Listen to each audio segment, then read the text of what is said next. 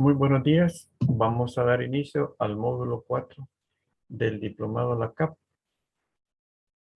Como hemos venido avanzando, les había anticipado desde la primera sesión, las actividades evaluadas pues deberían estarse entregando ya para esta ocasión. La mayoría de participantes ya lo está haciendo, pero hay algunas personas que por lo visto no han podido, dadas sus diferentes ocupaciones. Así que podríamos de alguna manera sustituirlas por otra actividad en línea. Quien considere que ya no tiene tiempo porque yo tengo que enviar el informe académico y podría esperar, pero no más allá del próximo martes para enviar ese informe académico. Y si consideran que ya no tienen tiempo para completarlas, podemos sustituirla con un cuestionario que se conteste en línea. Nada más bastaría con que me envíen a mi correo, que me expresen pues que prefieren sustituir las actividades, las otras tres actividades por ese cuestionario y yo con el mayor de los gustos les enviaré el enlace vía correo electrónico. El día de hoy vamos a estar abordando los siguientes contenidos. La LPA, excepciones expresas a derogatorias. Luego, dentro de la CAP, las capacidades para contratar y los impedidos para ofertar. Luego, un breve resumen del ciclo de compras públicas, una revisión también sobre el portal de Comprasal. La mayoría de personas ya están familiarizadas con él, pero vamos a presentar una captura de pantalla de hace bastantes meses como para mostrar cómo viene evolucionando. El plan anual de adquisiciones y contrataciones, el PAC. Acá es donde se planifica las compras del ejercicio siguiente. En el punto donde comenzó, donde terminó, vuelve a comenzar. Los pasos previos, la elaboración, el contenido y el carácter público. Luego, el proceso de qué ocurre con el ciclo de compra pública si se declara desierta la licitación o el concurso. Y luego la solución de controversias a través del arreglo directo y el arbitraje. Como siempre, si alguien quiere hacer algún comentario o pregunta en cualquier momento, puede activar su micrófono y así participamos de eh, de cualquier comentario o aclaración adicional.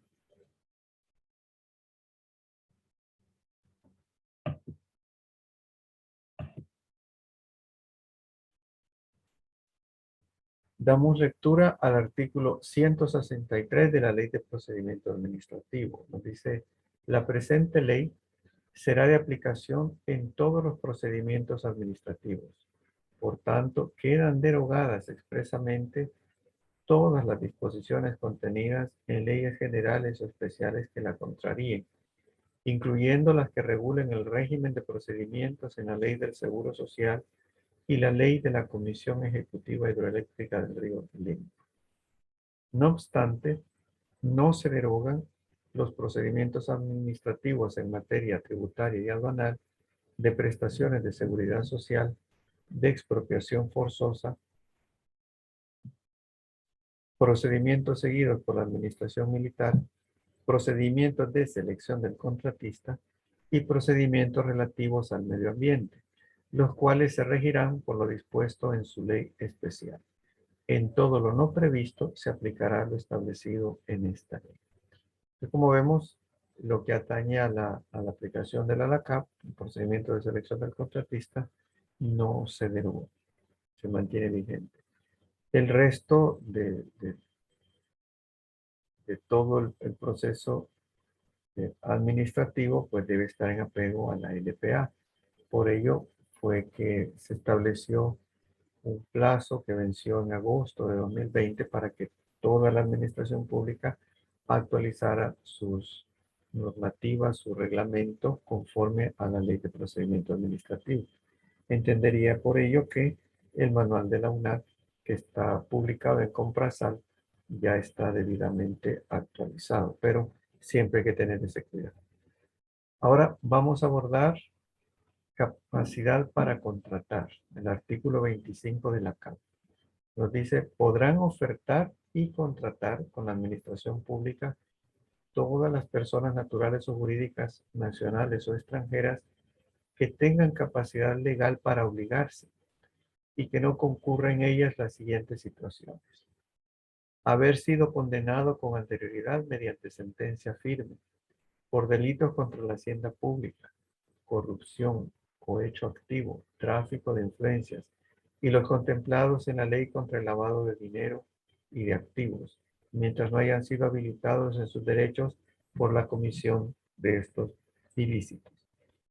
Haber sido declarado en estado de suspensión de pago de sus obligaciones o declarado en quiebra o concurso de acreedores, siempre que no esté rehabilitado.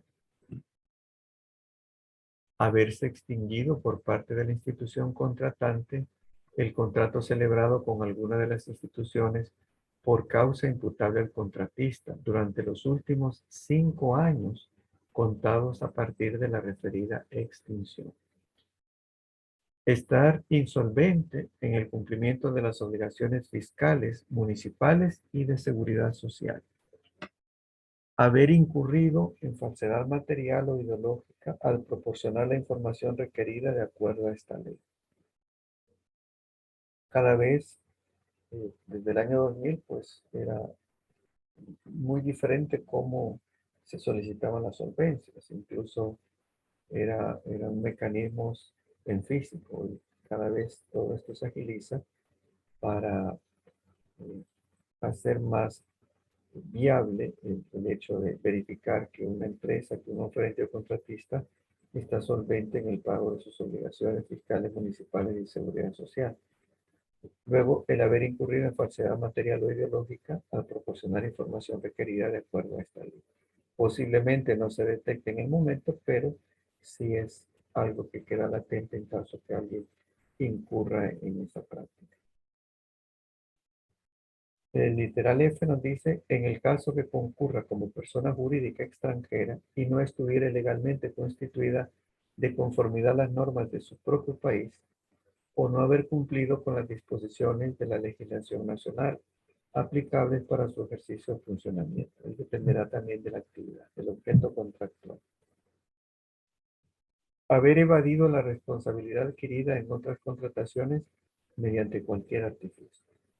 Los contratos celebrados en contravención a lo dispuesto en este artículo producen nulidad, sin perjuicio de la responsabilidad civil, administrativa y penal en que se incurre. Creo que eso ya lo comentamos hasta la saciedad, no valdría la pena. Pero sí, como siempre, cada persona es responsable de sus actos o omisiones, eso lo hemos dicho. Y creo que eso es el mundo adulto.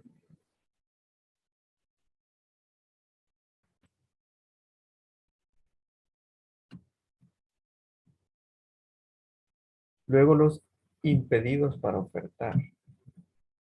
Artículo 26. No obstante lo establecido en el artículo anterior, el artículo 25 que acabamos de leer, no podrán participar como ofertantes el presidente y vicepresidente de la República, los diputados propietarios y suplentes de la Asamblea Legislativa y del Parlamento Centroamericano, los miembros de los consejos municipales y del Consejo de Ministros, los titulares del Ministerio Público, el presidente y los magistrados de la Corte Suprema de Justicia y de la Corte de Cuentas de la República, los miembros de la Junta Directiva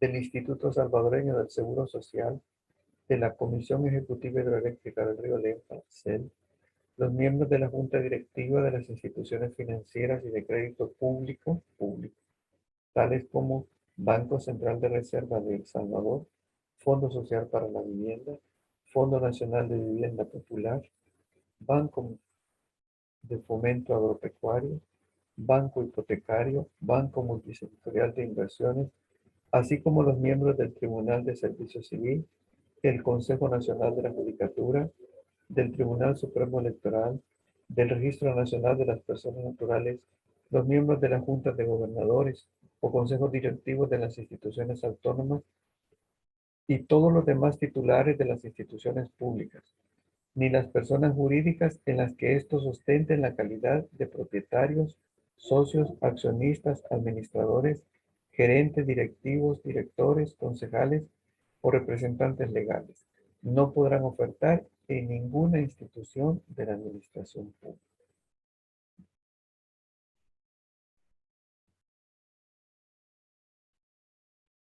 Y continúa.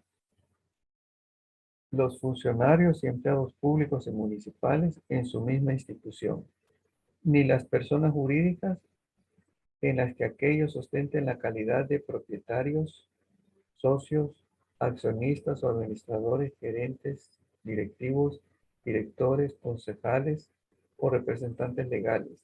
Esta disposición también será aplicable a los miembros de las juntas o consejos directivos.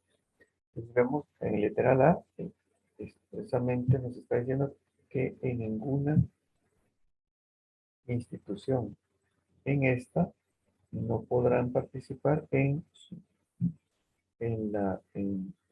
su misma institución. Luego el literal C, el cónyuge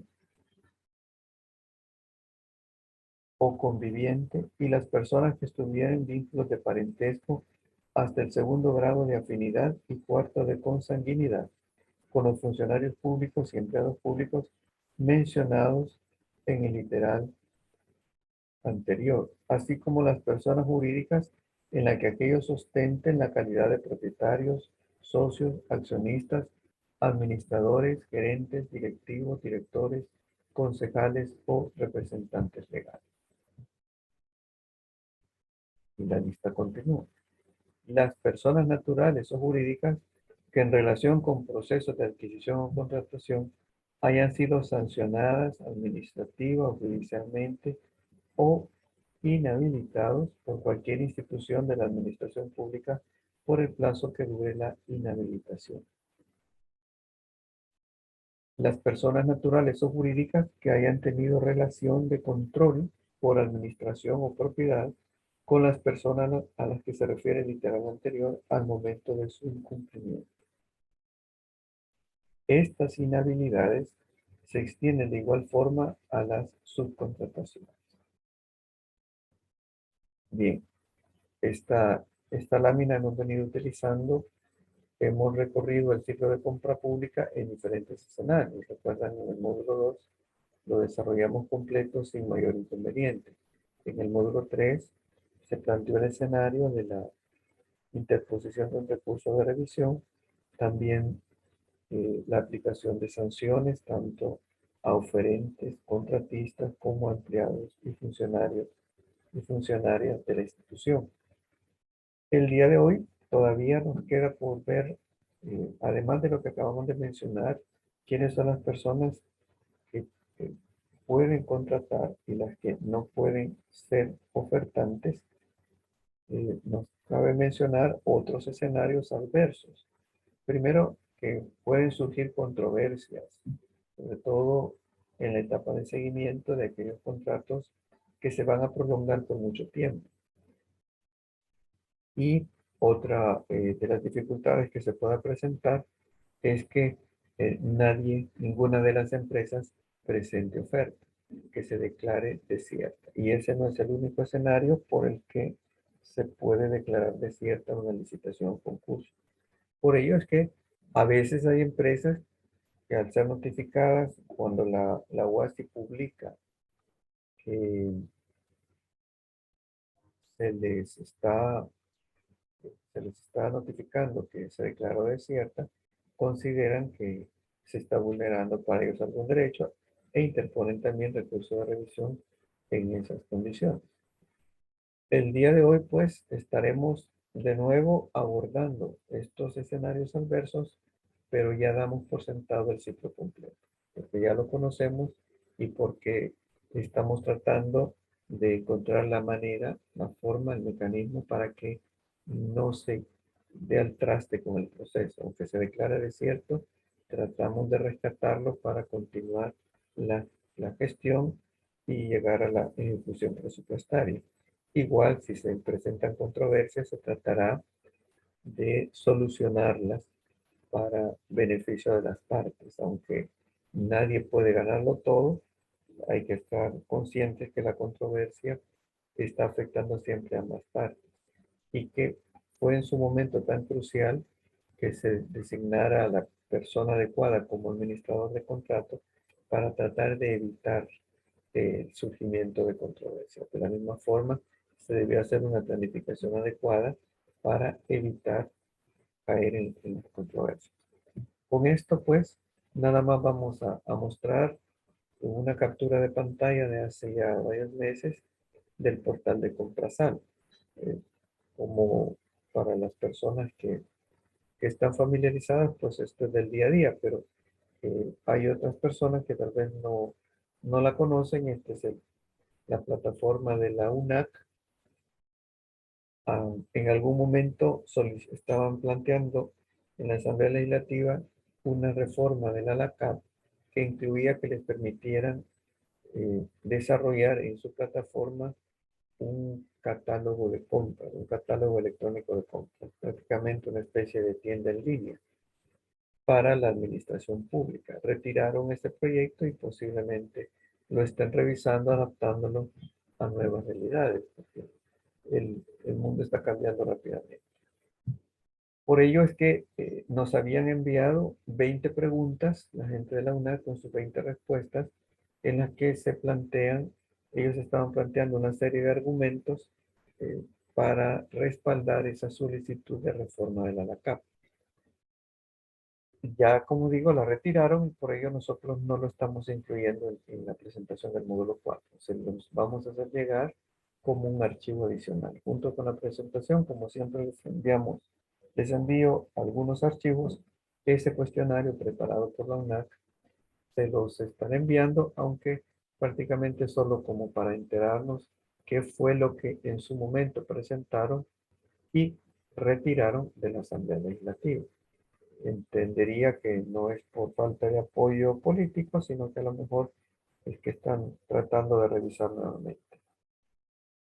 Como pueden ver, en este portal se pone a disposición una serie de herramientas, desde los lineamientos para las compras que tengan que ver con tratados de libre comercio hasta lo más sencillo. También en esta época estaba publicada esa circular que daba los lineamientos generales de la contratación directa por el estado de emergencia nacional decretado por la pandemia del COVID-19. Las personas que se vieron involucradas en estos procesos obviamente debieron haber descargado y deben tener en sus expedientes este tipo de respaldo. En el futuro, cuando se presente algún tipo de auditoría, Dios mediante, hemos superado la pandemia y todo el mundo habrá tratado de olvidarla por tanto dolor que ha estado ocasionando. Pero siempre hay que recordarlo y respaldarse porque fue atípico en muchos casos, pero dentro de la legalidad, y por ello hay que estar debidamente respaldado. Por otro lado, para la gente del sector privado, el portal mantiene una serie de facilidades para los que todavía no se han inscrito como proveedores del Estado y están interesados o interesadas en serlo.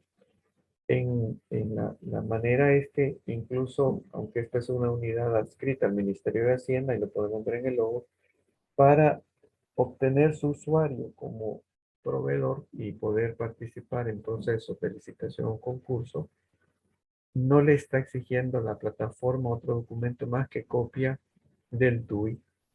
Y si es persona natural y ya lo actualizó, pues el DUI incluye el NIT, si no, pues del DUI del NIT, que entendemos que ya la mayoría de personas ya deben estar haciendo esa migración y obteniendo el nuevo número de NIT que corresponde al número del DUI. Pero en fin, lo que está solicitando la plataforma es DUI NIT, nada más. No le piden ningún tipo de solvencia, tampoco le piden que demuestre que está inscrito como contribuyente del IVA, aunque obviamente tiene que estarlo para poder participar en un proceso y presentar facturas, pero para obtener su número de usuario e ingresar a la plataforma como proveedor del Estado, no lo están pidiendo ni tiene que hacer ningún trámite en físico.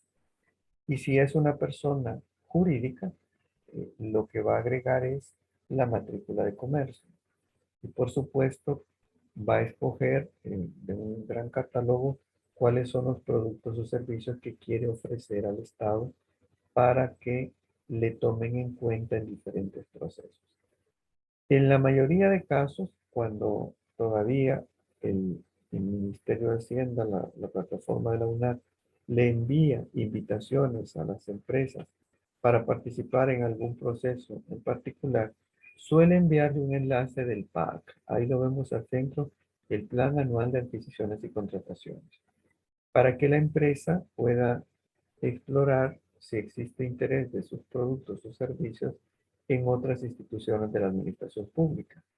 Se intenta hacer todo vía electrónica, incluso lo verán en la propuesta de reforma que habían planteado, que estaban solicitando que la garantía de sostenimiento de oferta no fuese obligatoria. Y ellos dicen, no estamos solicitando que se anule, lo que solicitamos es que no sea obligatorio.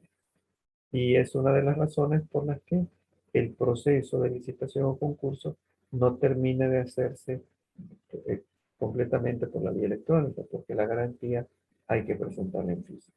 Si todo fuese electrónico, incluso podría haber participantes desde el exterior del país que podrían estar participando y si ya se les adjudica, poder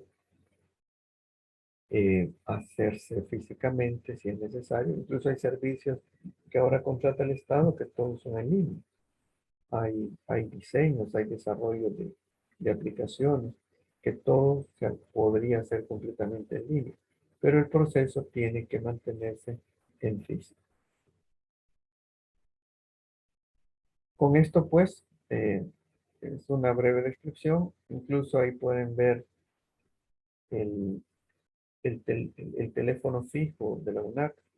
Está en las oficinas del Ministerio de Hacienda, en el Boulevard de los Héroes, eh, en un anexo a las Tres Torres, y hay incluso muchos recursos, no solo para las instituciones públicas, sino que para las empresas que participan como oferentes y contratistas. Bien, vamos a hacer un rápido recorrido por la elaboración del Plan Anual de Adquisiciones y Contrataciones. Y cuando digo rápido es porque no vamos a desarrollar aquí en realidad un pack, sino que vamos a explicar eh, más o menos cuáles son los pasos generales, porque también para la administración pública y también para la empresa privada, tienen que conocer en qué momento pueden ingresar, enlazarse en la realización de este plan anual de adquisiciones y contrataciones.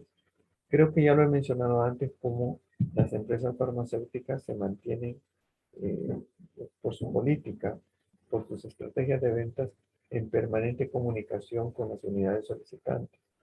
Hay extremos opuestos, como algunas empresas sobre todo del área técnica, que, bueno, no solo del área técnica, que esperan que les lleguen a buscar. O sea, en el mundo actual eso es mucho más difícil.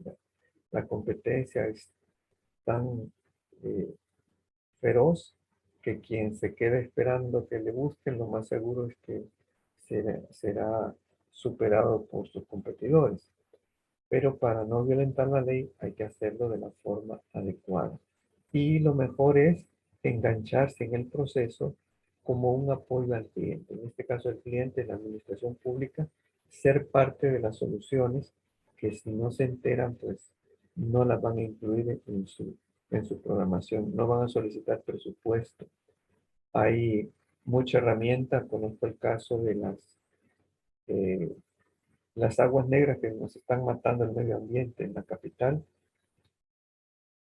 Prácticamente ya hay una solución que si todo el mundo la instalara en su casa, podría eh, suavizar al menos mucha de la contaminación que tiene el río Acelhuate, que hace siglos era una belleza natural y ahora está completamente destruido y convertido en una cloaca. Pero las empresas que diseñaron esas soluciones hicieron todos los trámites, obtuvieron todos los permisos y aprobaciones para que se pueda utilizar, pero están precisamente en la política de esperar a que le lleguen a preguntar. Y si la administración pública que hace inversiones en ese sector lo supiera, pues lo más seguro es que lo tomaría en cuenta. Incluso podría asignarlo para proyectos hasta de interés social, donde, por ser considero yo, de precios accesibles, podría incluirse, pero si nadie se los da a conocer, que es una política muy diferente y opuesta a la que tienen las farmacéuticas, pues nunca van a pasar de esa etapa. Les va a quedar para su lectura este cuadro que resume la elaboración del plan anual de adquisiciones y contratación. Lo primero arranca cuando la UFI incorpora las fuentes de financiamiento del ejercicio. Luego, dentro de cada unidad solicitante, se elabora la solicitud de mercancías o de obras, bienes o servicios. Un técnico de cada unidad y se lo envía al jefe de la unidad, quien aprueba la solicitud de mercancías, obviamente dentro de su plan operativo anual, de acuerdo a los objetivos de la unidad, esos objetivos que están dentro de lo más seguro del plan estratégico institucional y en el ámbito que le corresponda trabajar a la unidad en particular. Esto pues, es distinto dependiendo de las unidades institucionales. Cuando el jefe aprueba esta solicitud, lo envía a la UASI, que selecciona las mercancías para incorporarlas en el PAC y valida esas solicitudes y hace un borrador, digamos un pre-PAC, porque si no hay presupuesto aprobado todavía no puede quedar en firme. La UASI agrupa obras, bienes y servicios y define los diferentes formas de contratación. Ya sabemos que el artículo 39 nos establece un límite de ley para la libre gestión y demás, dependiendo de cada uno del tipo de proceso. Luego, cuando la UFI ya tiene eh, asignada con el presupuesto aprobado, ingresará los techos votados por fuente de financiamiento a cada unidad solicitante y los específicos. Con ello, el jefe UASI realiza el PAC, una dinámica similar a la unidad de presupuesto, para validar el techo asignado contra lo que había solicitado cada unidad y de esta manera queda ya en firme, digamos, oficializado el PAC y lo genera y lo publica, lo sube a la plataforma de Comprasal que ya queda a disposición del público. Un poco caminando sobre la base, el artículo 16 de la CAP, aquí haremos mención en este artículo al artículo 6 que vimos en el módulo 1. Cuando recuerdan que les dije que había que tomar en cuenta esos límites que nos establece literal A del artículo 6. Lo vuelve acá a relacionar. Pasos previos para la elaboración del plan anual de compra. Todas las instituciones deberán hacer su programación anual de adquisiciones y contrataciones de acuerdo a su plan de trabajo y a su presupuesto institucional. Se deberá tener en cuenta la política anual de adquisiciones y contrataciones de la administración pública dentro de los límites establecidos en el literal A del artículo 6 de esta ley. Acá nos podemos volver al módulo 1 si alguien recuerda cuáles son esos límites. El Ministerio de Hacienda propondrá la política anual de adquisiciones y contrataciones para el órgano ejecutivo y elaborará su propia política de adquisiciones y contrataciones el órgano legislativo, el órgano judicial y las municipalidades. Luego, los estudios de preinversión que se requieran para definir la factibilidad técnica, económica y ecológica en la realización de una obra. Y la calendarización física y financiera de los recursos necesarios para la ejecución, los gastos de operación y los resultados previsibles. Recordarán que ya lo habíamos mencionado, la ley del presupuesto, cuando se aprueba el presupuesto, no estamos hablando de un depósito en una cuenta bancaria. La ley establece también cuáles son las fuentes de recursos y la calendarización. ¿Para qué mes del año se va a contar con el recurso? No solo se autoriza la inversión, no se faculta la inversión, sino que también se establece ahí cuáles son las fuentes de recursos. Por ello, vamos a programar las adquisiciones y contrataciones de acuerdo a esa calendarización. Por ello es que el PA queda, digamos, aprobado hasta que tenemos el presupuesto, hasta que el presupuesto institucional esté aprobado. A veces se da en municipalidades un poco de abuso porque cada consejo municipal puede modificar su propio presupuesto. Puede hacer en el año los ajustes que estime convenientes. Entonces, en algunos lugares, no en todos, se da cierto abuso por la falta de planificación. Yo creo que eso es un precio muy alto que paga el país cuando no se hacen las cosas conforme a lo establecido. La improvisación es un lujo que no deberíamos dar.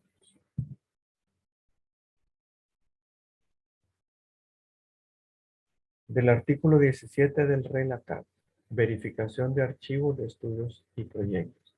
Las instituciones que requieran realizar estudios o proyectos previamente verificarán en sus archivos o en los de otras instituciones si existen estudios o proyectos similares sobre la materia de que se trata.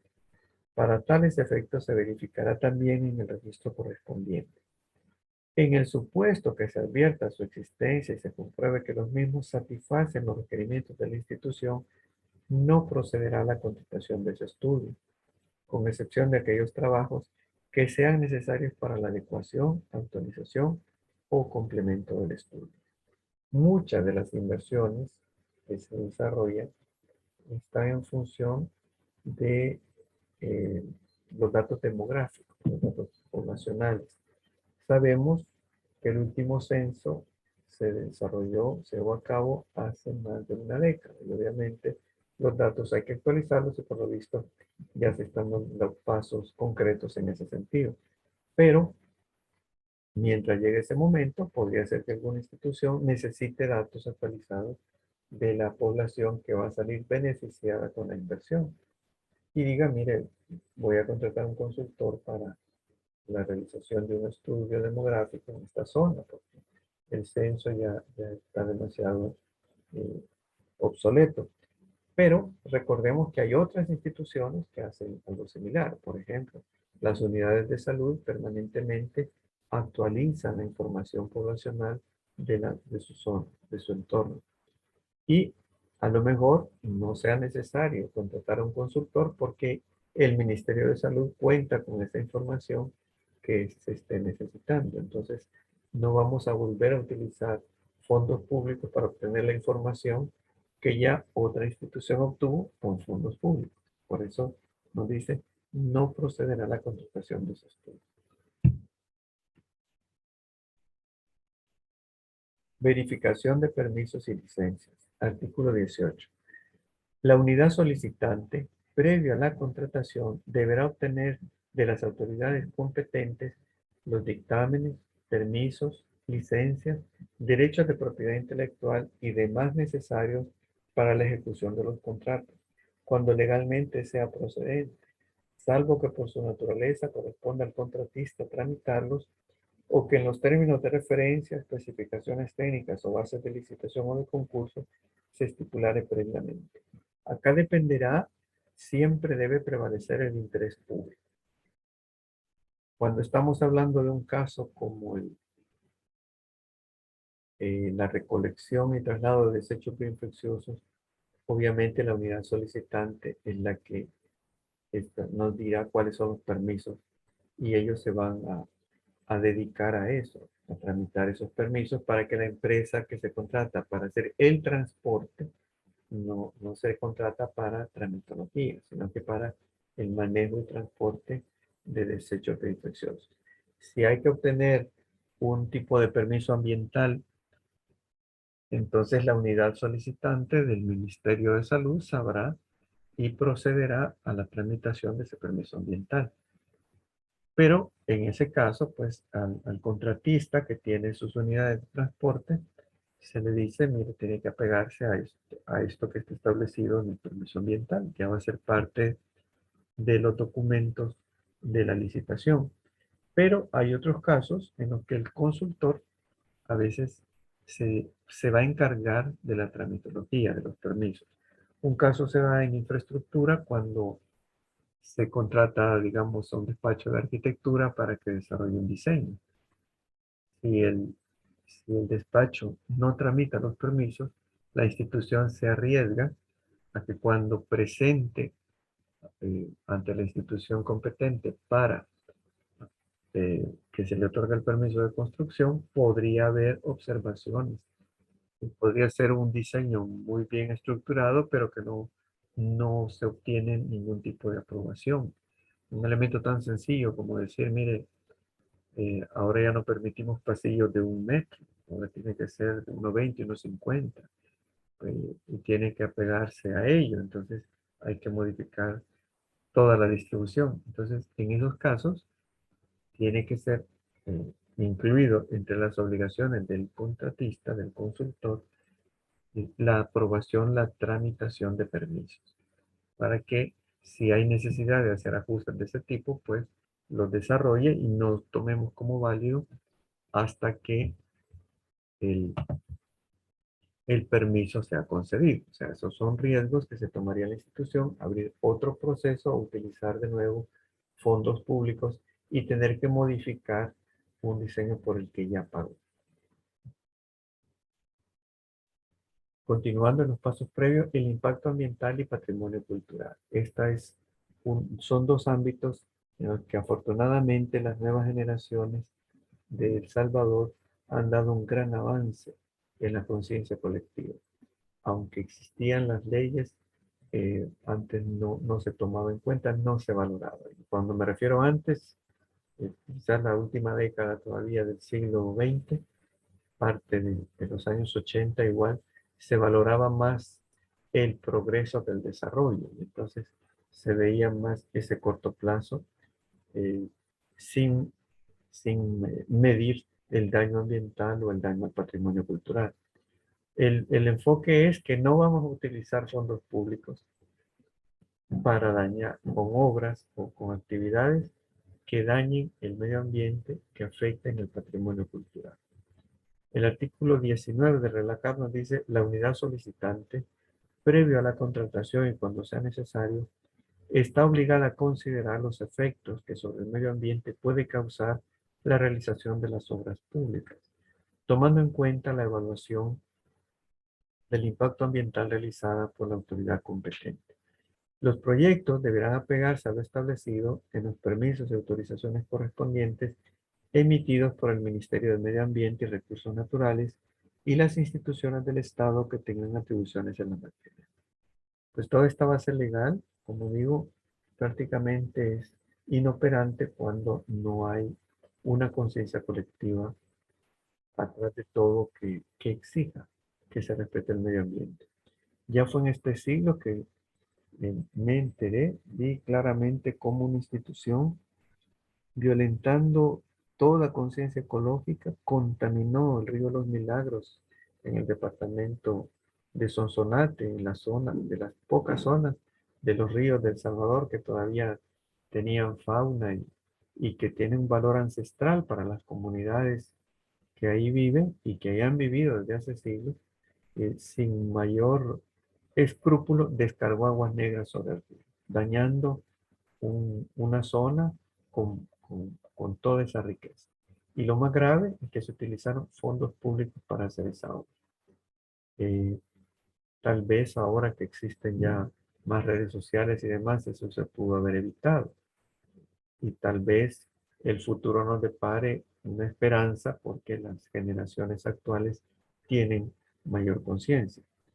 Igual la siguiente, cuando nos habla del patrimonio, nos dice así mismo, las unidades solicitantes deberán disponer de lo necesario para la conservación del patrimonio cultural, de conformidad a la Ley Especial de Protección al Patrimonio Cultural de El Salvador y su respectivo reglamento.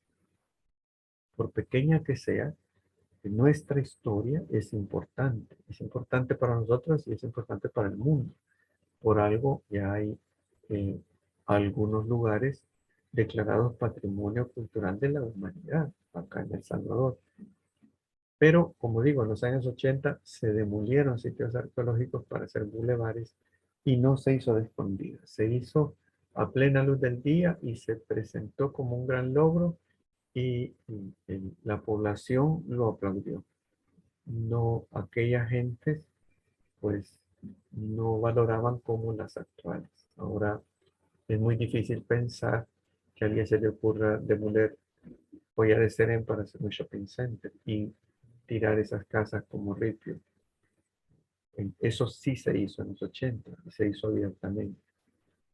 Y se gastó mucho dinero en demoler sitios arqueológicos y se tiró como ripio. Pero eso hace un daño. En la actualidad, Egipto ha anunciado que está construyendo una nueva ciudad, similar a lo que hizo Brasil. Construir una ciudad para su capital. Egipto ha anunciado que está haciendo lo mismo, que ya no va a ser el Cairo, la capital de Egipto, sino que se van a trasladar a una ciudad diseñada y con infraestructura para eso, para ser la capital de Egipto. Y creo que a nadie se le va a pasar por la mente en Egipto demoler la Esfinge o demoler pirámides para construir esa nueva ciudad. Sin duda, ellos han valorado a lo largo, aunque los que vivan ahora no sean directamente los descendientes de los faraones, saben que eso es una riqueza invaluable que no se puede traducir a dólares, pero que hundiría el país en una gran pobreza si no lo valoraran, si lo destruyeran y lo botaran.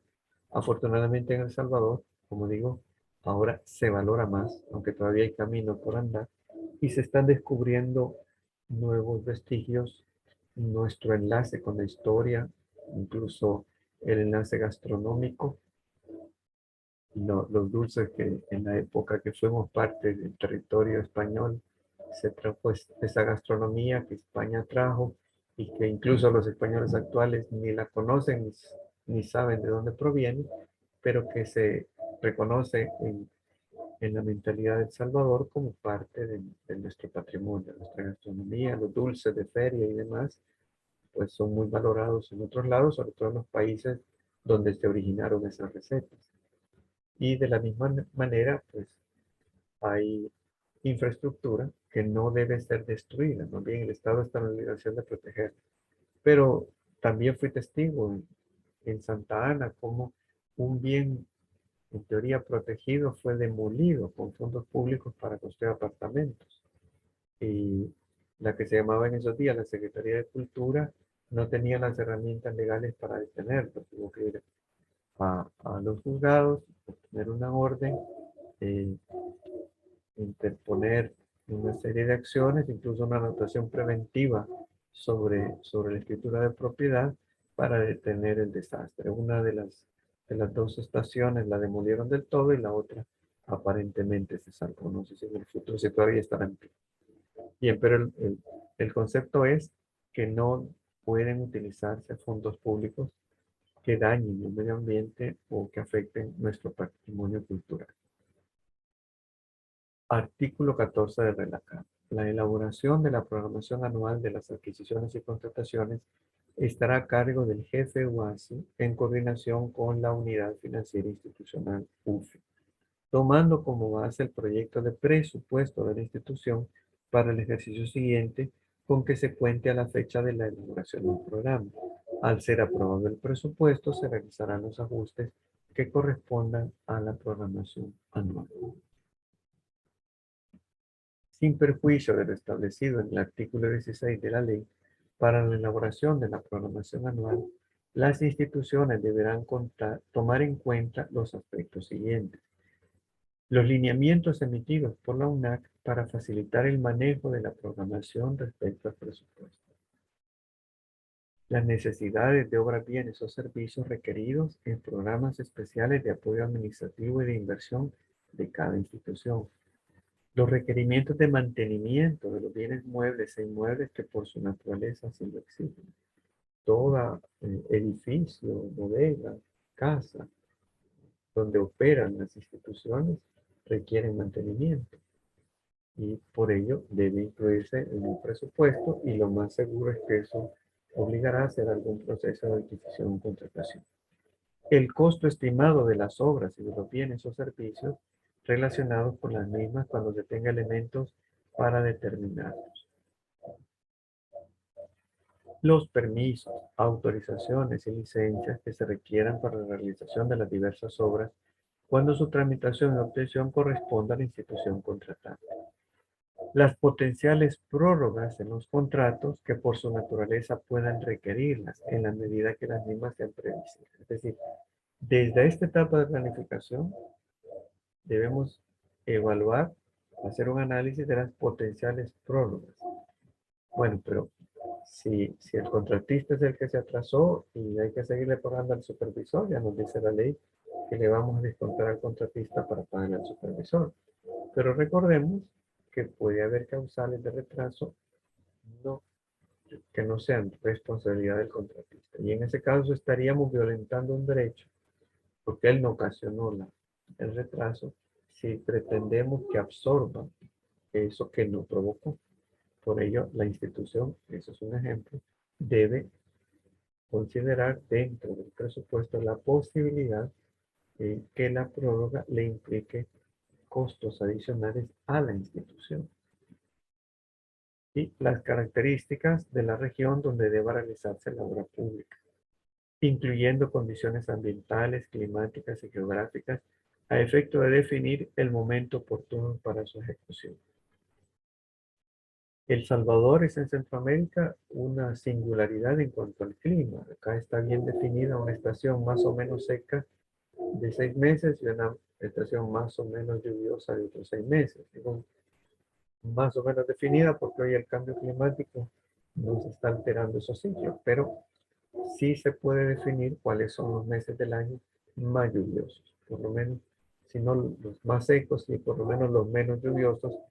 Y de la misma forma que se debe tomar en cuenta la calendarización de recursos para cualquier inversión, acá nos está diciendo que para obra pública se deben tomar en cuenta las condiciones ambientales, climáticas y geográficas. Y recordemos, como vimos en el módulo 3, cuando las personas cometen, las que participan en las etapas de planificación, cometen errores eh, porque no tomaron en cuenta un elemento como este, serán responsables en lo personal.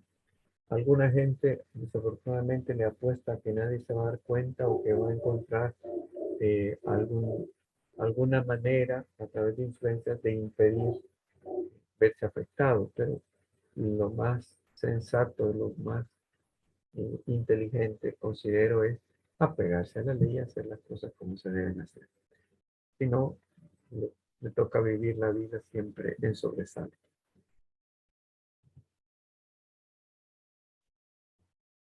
En el artículo 15 del RELACAR, en cuanto al contenido, en la programación anual de adquisiciones y contrataciones, las instituciones incluirán por lo menos los siguientes datos para cada adquisición: tipo o clase de obra, bien o servicio por adquirir o contratar según el caso; valor estimado de los bienes, servicios y obras que se van a adquirir o contratar. Todavía hay algunas personas que utilizan aquí el término presupuesto oficial. Recordemos que hoy está más enfocado a los valores de mercado. El mes estimado de adquisición o contratación en el cual se prevé formalizar la misma. Vamos a calendarizar. La fuente de financiamiento, si van a ser fondos propios, va a ser mediante un préstamo, mediante una donación, cuál es la fuente de financiamiento, la cual también va a estar calendarizada. Cualquier otro requisito o especificación establecida o requerido por la UNAC en los formatos que se remitan para tal efecto y en los términos de la ley y el presente reglamento. Bien, vamos a hacer el receso en este momento. Cualquier comentario o pregunta, con mucho gusto lo abordamos después del receso.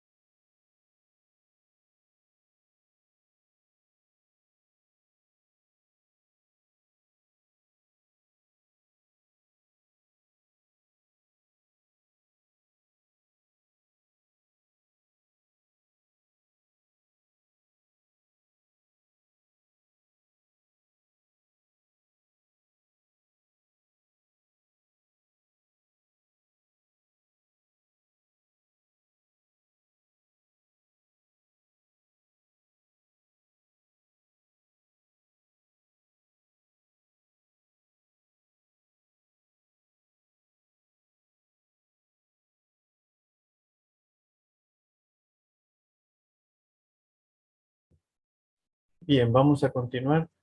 Quiero aprovechar para hacer algún comentario sobre consultas de las tareas que algunas personas me han hecho llegar.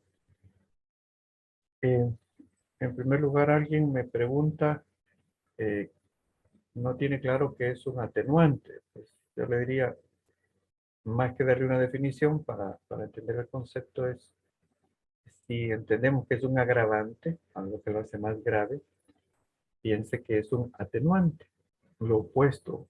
Pues, en cierta forma, la pregunta iba más bien para entender la gente que alega ignorancia para no cumplir la ley. Nadie puede alegar ignorancia. Cuando los antiguos romanos abordaban este aspecto, decían, la ignorancia no se puede demostrar, entonces no es válido alegar ignorancia. Y si no le han notificado, es que nadie le va a notificar. Cuando una ley está vigente, todas las personas que tienen algún tipo de actuación en el ámbito de aplicación de esa ley están obligadas a apegarse a la ley. Y si no, pues se van a ser merecedoras de las sanciones que esa misma ley establezca. O sea, eso no solo para la LACAP, sino que para cualquier ley. ¿En qué casos, eh, son las unidades que no están obligadas a desarrollar sus procesos de compra mediante Comprasan? Los procesos de compra que estén incluidos en las excepciones donde no se aplica la LACAP. Así, hay muchas unidades que hacen procesos de compras, a lo mejor porque son parte de un convenio, de un préstamo internacional, porque a lo mejor están dentro de las excepciones de otras leyes. Entonces, si no se aplica la LACAP, pues no les obliga. ¿En qué caso se podrá sustituir el proceso de compras establecido en la LACAP por el uso de fondo circulante o caja chica? Nunca. Son dos cosas diferentes. Son dos ámbitos de aplicación distintos. Aun cuando se ha dado y se seguirá dando, que mucha gente dice, lo voy a pagar de caja chica para no hacer un proceso en Comprasan. Son dos cosas distintas. Lo que están haciendo es apostarle a que nadie se va a dar cuenta. El, el fondo circulante se regula de manera diferente. Normalmente las instituciones tienen un reglamento para el manejo de fondos circulantes que establece hasta qué monto se podrá pagar de ese fondo circulante, qué tipo de pagos se pueden hacer de ahí. Pero en cuanto a escoger al proveedor, que ese es el ámbito de aplicación de la ANACAP, eh, emitir orden de compra o hacer el pedido por teléfono para pago contra entrega, eso le corresponde a la ANACAP. Y será la UNAC la que nos dice, mire, si es un caso de esos en los que se tiene que reparar una llanta, una manguera que tienen que comprar. En la mayoría de estos 20 años que tienen vigencia la ANACAP nos han dicho páguele y luego informe en la plataforma. No nos vamos a atrasar porque hay un camión detenido y se le arruinó una manguera. No, pero hay que saber a qué proveedor se lo compró usted y tenemos que hacerlo público y bastará con subirlo a la plataforma de Comprasan. Y en ningún caso, siempre el ente fiscalizador es la Corte de Cuentas. La UNAC no está facultada para ser ente fiscalizador. Bien, avanzando, pues la mayoría de gente que trabajamos o hemos trabajado en el sector público estamos familiarizados con esta terminología, pero acá queremos mostrar lo que viene de acuerdo al tipo de presupuesto, si la fuente de financiamiento son Fondo General, el código de la ONU. También para aclararle que, como algunas personas nunca lo habían escuchado, les suena a veces como parte de estas teorías conspirativas, pero en realidad desde hace muchos años El Salvador ha estado trabajando dentro de este ámbito. En el código de la ONU, pues ya se establece cuál es el código para cada tipo de los productos. Como pueden ver, también hay códigos hijos, códigos nietos, creo que hasta códigos bisnietos. Eso facilita, estamos en un proceso todavía en el mundo de integración del comercio y eso facilita desde los fabricantes, los sistemas contables, los medios logísticos, para la identificación de lo que se está adquiriendo, de lo que se planea adquirir, de lo que se está proyectando. Entonces, no hay nada raro en el código de la ONU. Incluso la gente de la OASI normalmente están debidamente familiarizados. Si alguna unidad solicitante lo necesita, pues se apoya en la OASI. Y eh, si es necesario también, se puede disponer en inglés del mismo código. Se ve, aquí hay unos ejemplos y luego vamos a insistir sobre el carácter público de la programación anual, ya para ir agotando este tema. Las instituciones, a más tardar 30 días calendario, después que su presupuesto haya sido aprobado por la Asamblea Legislativa o en su caso por los consejos municipales, pondrán a disposición del público su programación anual de adquisiciones y contrataciones del periodo presupuestario siguiente. La misma deberá ser publicada íntegramente en el Sistema Electrónico de Compras Públicas y además podrán utilizar las carteleras institucionales o los medios de comunicación físicos o tecnológicos de la institución.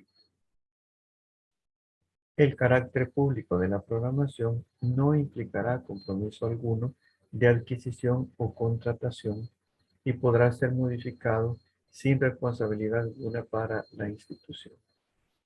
Si durante el seguimiento a la ejecución de la programación anual de adquisiciones y contrataciones se realizan modificaciones a la programación, estas deberán ser publicadas trimestralmente en el Sistema Electrónico de Compras Públicas y además se podrán utilizar los mismos medios enunciados anteriormente. En el primer párrafo, como podemos ver, queda claro, podría ser que en algún momento dentro del plan anual de adquisiciones y contrataciones se incluya algún producto perecedero que se requiere trámite de importación y las empresas interesadas digan, voy a empezar ya, porque para tal fecha, para el mes de mayo, ahí están programando esta licitación que a lo mejor se adjudica en junio para estar haciendo entregas en julio. Si se retrasa y resulta que todo esto llega a septiembre, octubre, y la empresa dice, mire, pero yo ya lo traje y se me va a vencer. Entonces, nos queda claro que no hay responsabilidad para la institución, mientras el proceso no se está dando, no puede alegar los particulares cuando se ha reprogramado. Acá, este es un cuadro de los que se utilizaban antes, cómo se programaba eh, el, el PAC por mes. Se puede ver eh, en las diferentes columnas, incluso el específico presupuestario, el código de la ONU, la descripción del producto y en qué mes del año es que se estaría haciendo la compra. La cuarta fila es en la que queremos comentar, donde dice productos de papel. Está programada, según esto, para este ejercicio, una compra en enero de $16,460 y otra en marzo de $10,935 y ya no vuelve a comprar la institución en todo el año. Lo que en su momento argumentó la UNAC es que esto obliga a que se tenga una bodega para almacenar esta compra.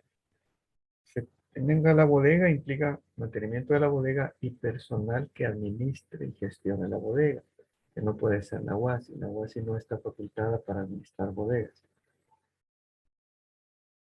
Lo que dice la UNAC, lo que argumentaba, lo verán en las 20 preguntas que ellos nos enviaron, que se podría ahorrar mucho dinero el Estado y que muchas naciones ya lo están haciendo si se compra para periodos cortos. Pero para obtener un buen precio, ellos solicitaban se les faculte para convocar directamente a ciertos proveedores. Para genéricos como los productos de papel, donde ellos pudieran pactar un solo precio para todo el territorio nacional, para toda la administración pública. Y que cada institución pudiese generar una orden de compra electrónica en la plataforma para periodos más cortos. Y entonces no van a necesitar bodegas y eso haría un gran ahorro. Por otro lado, si hablamos, por ejemplo, de resmas de papel bond base 20, se hacen muchísimos procesos en todas las instituciones para adquisición de ese genérico, resmas de papel bond base 20. Entonces, la UNAC decía, si nos facultan para que nosotros lo hagamos, se va a ahorrar también mucho dinero en esos procesos repetitivos, donde todas las instituciones están haciendo el mismo proceso para comprar lo mismo. Si eso es cierto o no, pues no me corresponde a mí valorarlo. Yo simplemente estoy comentando y trasladando lo que la UNAC argumentó. Lo verán en el cuestionario que ellos prepararon.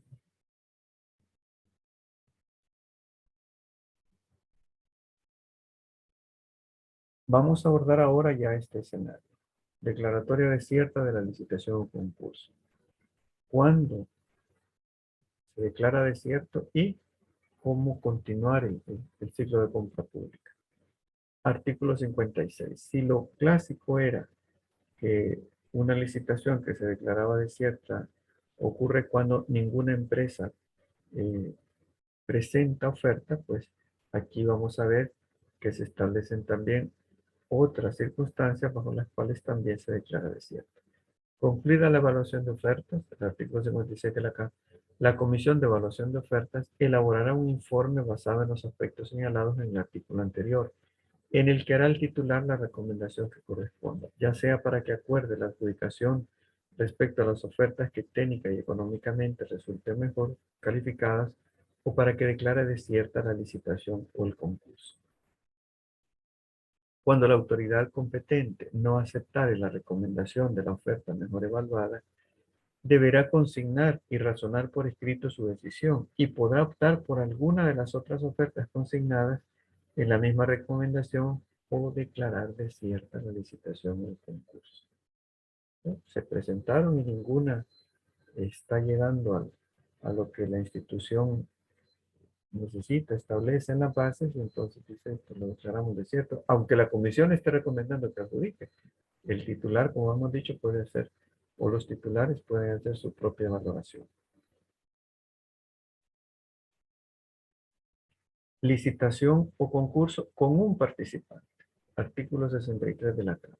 Si a la convocatoria de la licitación o del concurso público se presentare un solo ofertante, se dejará constancia de tal situación en el acta respectiva. Esta oferta única será analizada por la Comisión de Evaluación de Ofertas para verificar si cumple con las especificaciones técnicas y con las condiciones requeridas en la base de licitación o de concurso público. Si la oferta cumpliere con los requisitos establecidos y estuviera acorde con los precios del mercado, ¿eh? El precio del mercado nos está otra vez mencionando, se adjudicará a esta la contratación de que se trate. En el caso que la oferta no cumpliere con los requisitos establecidos, la comisión procederá a recomendar declararla desierta y a proponer realizar una nueva gestión. La comisión procederá a recomendar. De nuevo, será el titular quien decide, o los titulares quienes van a decidir.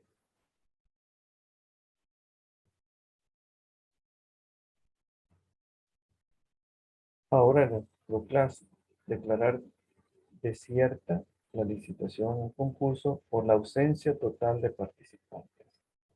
Ahora, cuando esto ocurre, sí es importante que en el interior de la institución se haga algún autoanálisis para determinar cuáles son las causas, porque ninguna empresa decidió presentar oferta. O sea, si las empresas privadas siempre están tras vender sus bienes y servicios, ¿por qué a nadie le interesó? ¿Por qué nadie decidió presentar oferta? Pero puede darse el caso. Dice, ausencia total de participantes. Artículo 64 de la Carta. En el caso que a la convocatoria de la licitación o de concurso público no concurriera ofertante alguno, la Comisión de Evaluación de Ofertas levantará el acta correspondiente e informará al titular para que la declare desierta. a fin de que promueva una segunda licitación o un segundo concurso público. Ahora, volver a promoverla en los mismos términos es prácticamente esperar el mismo resultado. Por ello, se podrán hacer algunas modificaciones, pero no se podrá alterar el objeto contractual. De nuevo, nos va a establecer la ley que queda prohibido alterar el objeto contractual. Aquello que dejó definido la unidad solicitante en la etapa de planificación mediante las especificaciones técnicas para el caso de obras o bienes, o mediante términos de referencia en caso de servicios, ese objeto contractual quedará prohibido modificar.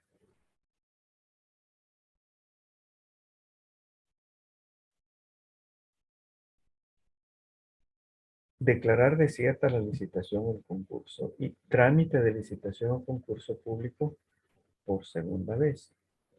Artículo 64 bis de la CAP. Declarada desierta una licitación o concurso público por primera vez por cualquiera de los motivos establecidos en la presente ley, aquí tenemos 3 casos. Para el segundo llamado a licitación o concurso público, las bases de licitación o de concurso podrán modificarse dentro del marco que establece la presente ley, siempre que no impliquen una modificación del objeto contractual previamente establecido en la base.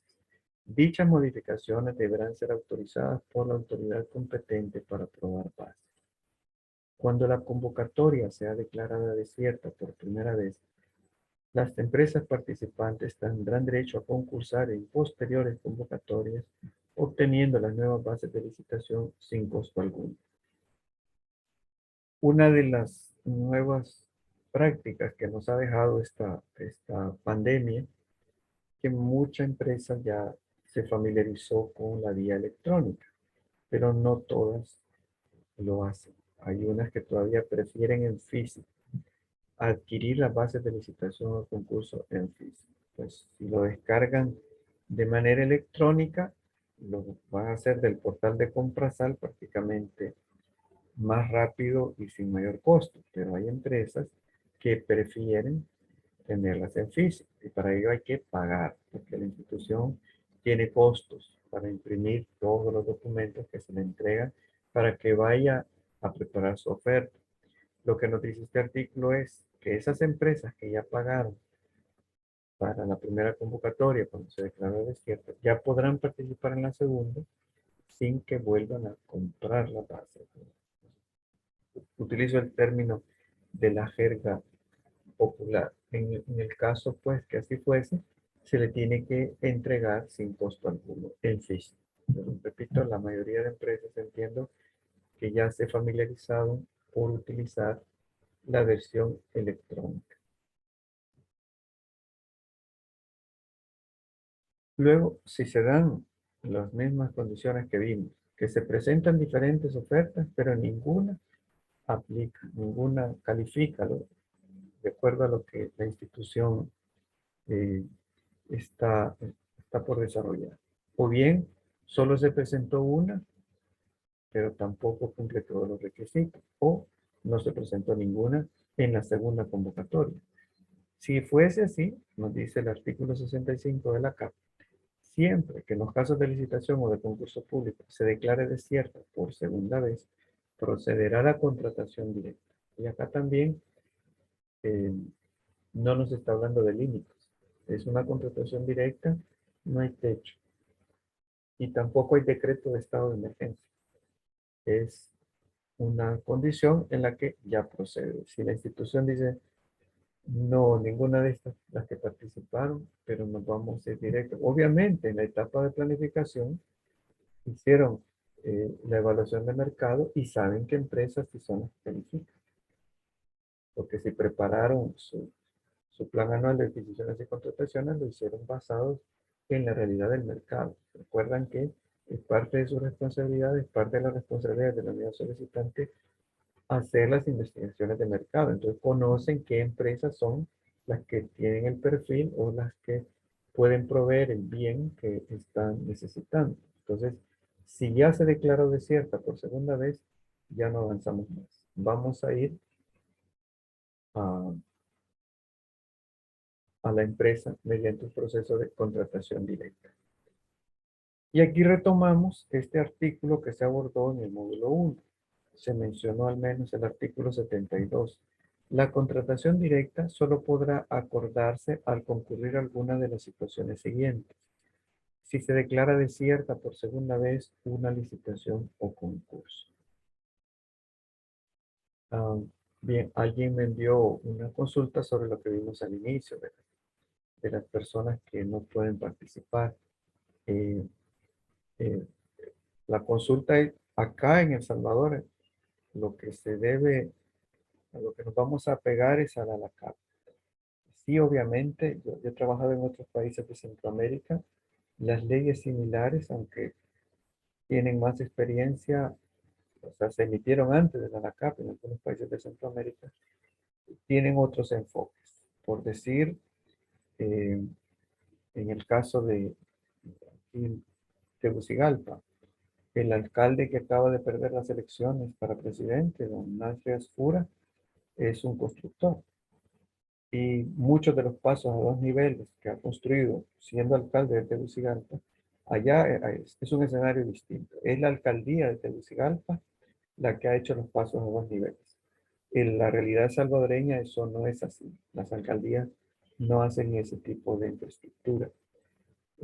Por decir, la matrícula de los vehículos se paga acá en Cetrasen y hay un fondo que se maneja distinto. En Honduras, ese fondo, buena parte, principalmente, se destina a las alcaldías. Si yo tengo un domicilio en Tegucigalpa y matriculo mi vehículo, la matrícula del vehículo es un ingreso para la alcaldía. Entonces cuentan con unos recursos que las alcaldías de El Salvador no cuentan.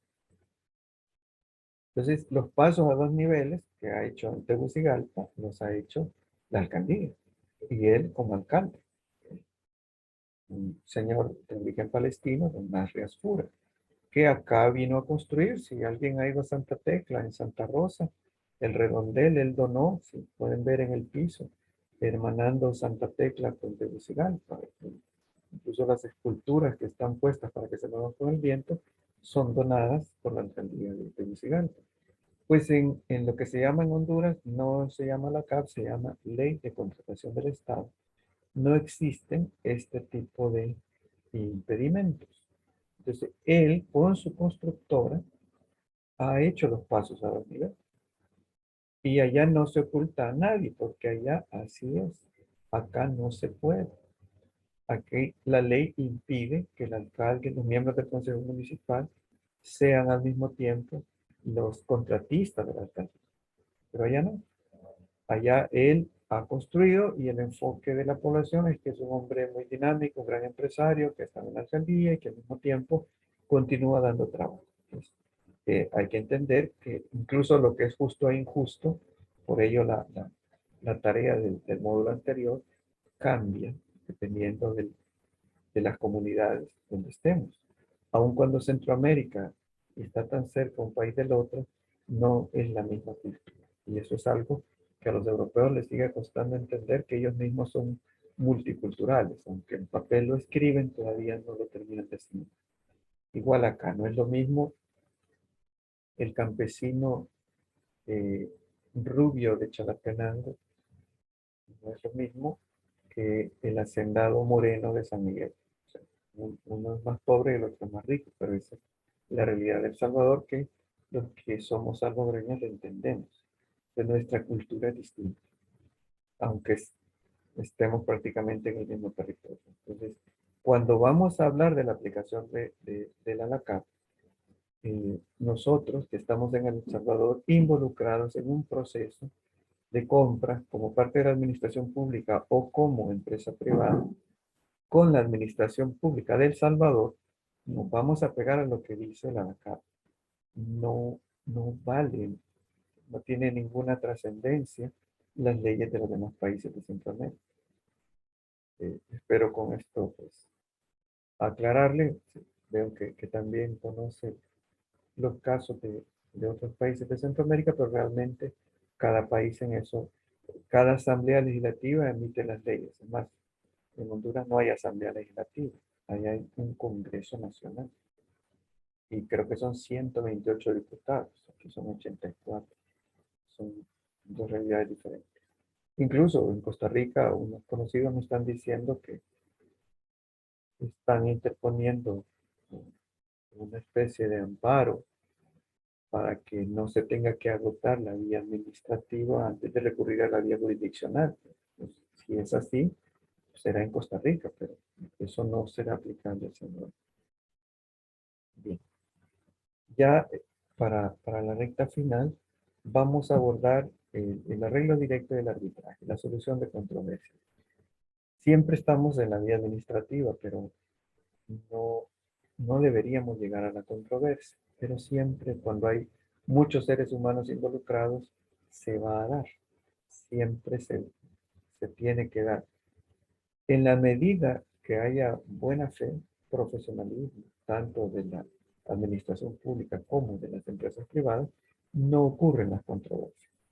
Siempre y cuando haya un buen administrador de contrato, una persona que entienda y que tenga los valores que nos ha dicho la UNAM y las habilidades y los conocimientos que están establecidos en la UNAM, normalmente no se van a dar controversias, pero suelen darse.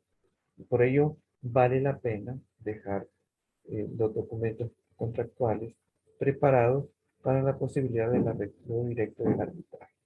En resumen, como veremos, el arreglo directo es que para solucionar la controversia, las partes se sientan directamente, plantean cuál es la controversia y de una sola vez proponen una solución. Y si se llegan a un acuerdo, entonces aquello está zanjado y superado. Por ello, no es tan simple y es importante que las personas involucradas conozcan de métodos de negociación. Eso no es algo que se aprende el día de la mañana. Hay que tener formación en esa área. Y si no se logran poner de acuerdo de manera directa, pues se puede optar al arbitraje. Ahora también dependerá si es que nombran entre las partes árbitros o y recurren a otra instancia. Artículo 161 de la Carta. Para resolver las diferencias o conflictos que surgieren durante la ejecución de los contratos, se sujetará a sede judicial, salvo pacto expreso de sometimiento a métodos alternativos de resolución de conflictos, en cuyo caso se observará la ley de la materia con las excepciones que a continuación se ofrecen. Ahí, por cuestión del espacio también, dejamos hacia el artículo. Artículo 162. Agotado el procedimiento del arreglo directo, si litigio o controversia persiste, las partes podrán recurrir al arbitraje. Entonces, digamos, primero hay que agotar el arreglo directo, no podemos proceder con el arbitraje, recurrir al arbitraje sin agotar el arreglo directo. Por definición, por arreglo directo, las partes contratantes procuran la solución de las diferencias sin otra intervención que la de ellas mismas, sus representantes y delegados, especialmente acreditados, dejando constancia escrita en acta de los puntos controvertidos y de las soluciones en su caso. Acá, cuando una de las partes, aunque en realidad este primer párrafo se refiere cuando es el contratista quien solicitar el arreglo directo. Cuando una de las partes solicitar el arreglo directo, dirigirá nota escrita a la contraparte puntualizando las diferencias, no simplemente es que aquí no podemos trabajar, sino que puntualizando las diferencias y solicitará la fijación del lugar, día y hora para deliberar. Asunto que deberá determinarse dentro de los 15 días siguientes a la recepción de la solicitud. Recibida la comunicación que solicita el arreglo directo, se convocará por escrito al solicitante para fijar lugar, día y hora a que se refiere el inciso anterior. La otra parte podrá introducir los puntos que estima conveniente. Puede ser, si usted lo que le preocupa son estas, pero no ha visto que usted nos está afectando en estos aspectos. Entonces, si vamos a abordar lo que a usted aparentemente le está afectando, también tenemos que solucionar lo que usted está haciendo que nos afecta. Entonces, se va a puntualizar y se va a convenir. Cuando la institución contratante fuere la solicitante del arreglo directo, en la misma solicitud se indicará el lugar, día y hora en la que deberán reunirse las partes para la negociación. Entonces, si esa solicitud del contratista va a solicitar, valga la redundancia, que se dé este día, lugar y hora para comenzar la negociación. Pero si fuese iniciativa de la institución contratante, de una sola vez le estaría prácticamente convocando. Artículo 165. Intentado el arreglo directo, sin hallarse solución a las diferencias, podrá recurrirse al arbitraje en derecho o al arbitraje técnico, con sujeción a las disposiciones que le fueren aplicables de conformidad a las leyes pertinentes, teniendo en cuenta las modificaciones establecidas en este capítulo. Dependerá cuál es la naturaleza de la controversia. Puede ser técnica o puede ser. El convenio arbitral deberá estar redactado por lo menos con los siguientes elementos. A.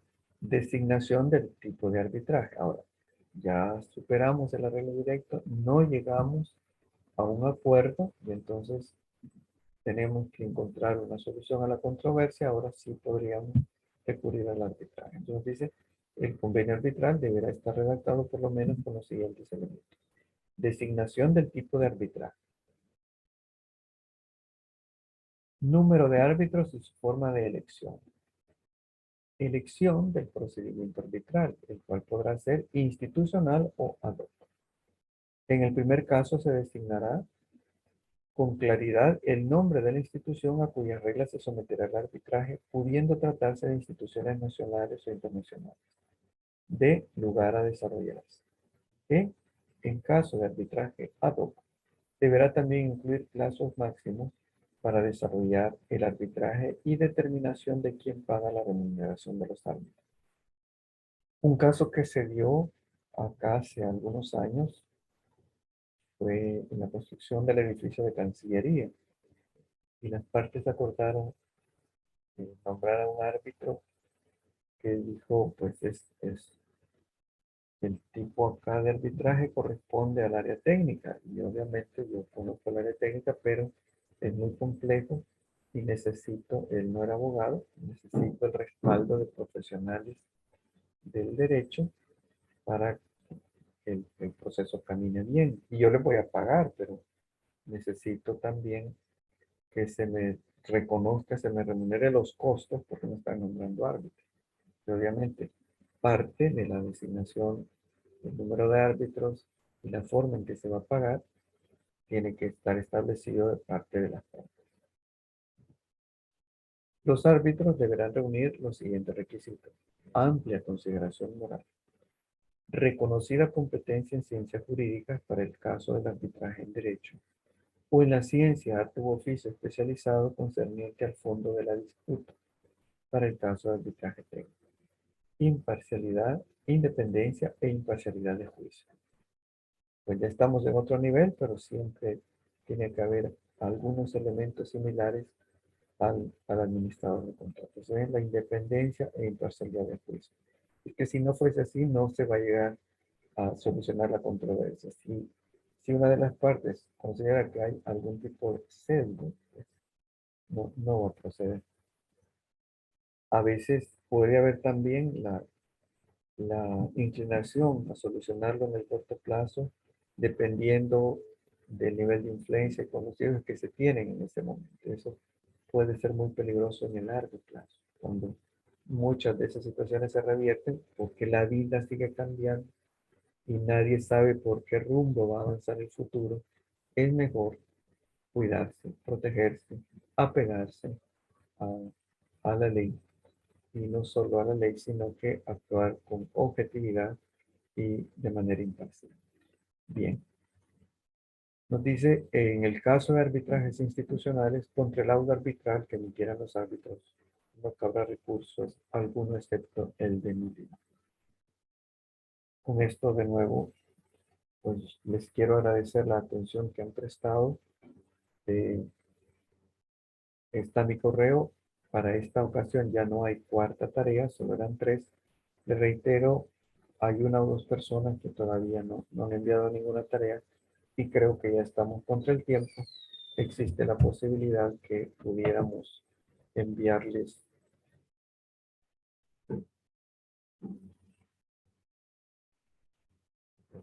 La pregunta dice, los fondos provenientes de convenios internacionales en donde el convenio establezca que se opere de acuerdo a la normativa interna de la institución, dicha institución está obligada a aplicar a la CAF. Dependerá de la normativa interna. Habría que ver el caso.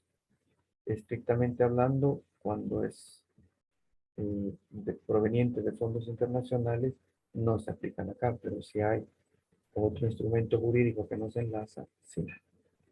Habría que ver el caso que nos menciona. Sí.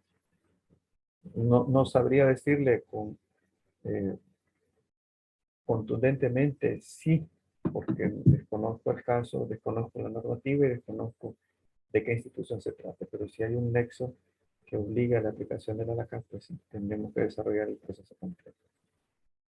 Bien, no sé si hay algún comentario o pregunta adicional. Bien, de nuevo reitero mi agradecimiento. Les deseo lo mejor para ustedes y sus familias.